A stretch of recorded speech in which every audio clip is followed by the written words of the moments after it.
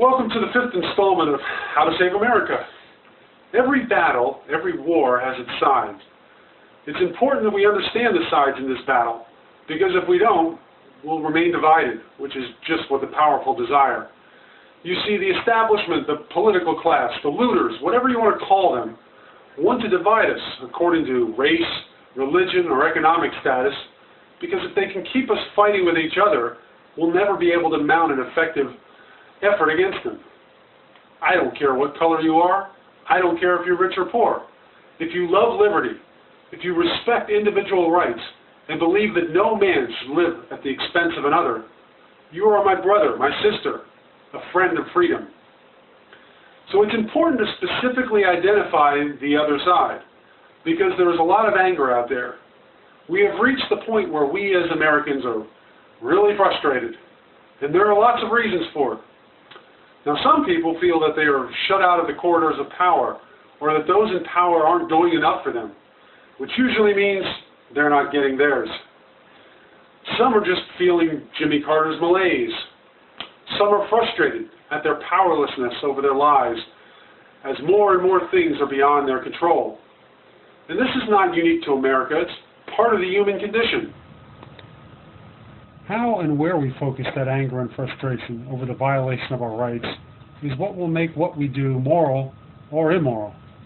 We have seen plenty of the immoral side. The jihadist who blows up a bunch of innocent people going about their daily lives is immoral. None of those people violated his rights. None of them had the political power or the individual desire to do so. The jihadist was the aggressor, the violator of the basic right to life, and in the wrong. Closer to home, we have the conflict between Black Lives Matter and the police. The indiscriminate killing of police officers is immoral. Police officers are there to protect our rights and property, and as long as they confine themselves to that function, they are to be respected and admired for the difficult job they do. We have had violent confrontations outside political rallies.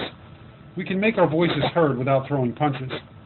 A person with a political opinion different from yours or mine, even if it's wrong, even if his opinion is that government should take away more of our liberty and property, is entitled to it. Until someone is actually in a position to act immorally against us and does so, they may be subjects of derision, but not of our active defense. So who is on the other side? Ayn Rand described them perfectly: the moochers and the looters, the ones who do the stealing and those who live off stolen goods. The looters are easier to define, and we'll get to them in a minute. The moochers need a little more of our time because, unfortunately, the way our system has evolved, it's hard not to be the recipient of stolen goods.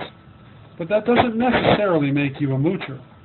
The fact that my bank account is insured by the FDIC doesn't make me a moocher. There's nothing I can do about it if I want to use a bank, which I avoid as much as possible.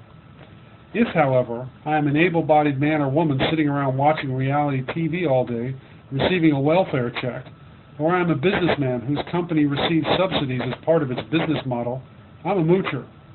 Anyone who actively uses government theft or force for their benefit is at least a moocher, if not a looter. Moochers and looters are not our friends. They deserve neither sympathy, support, or association.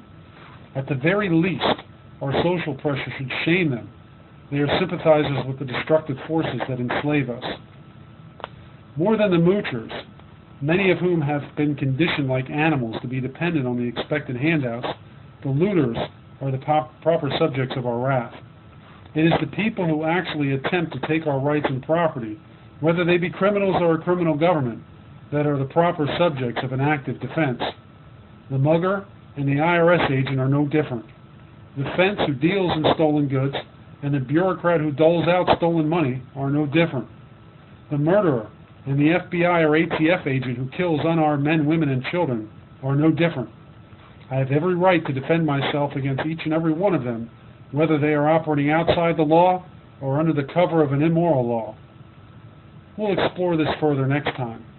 Until then, may God be with us, and may we always act with honor and justice.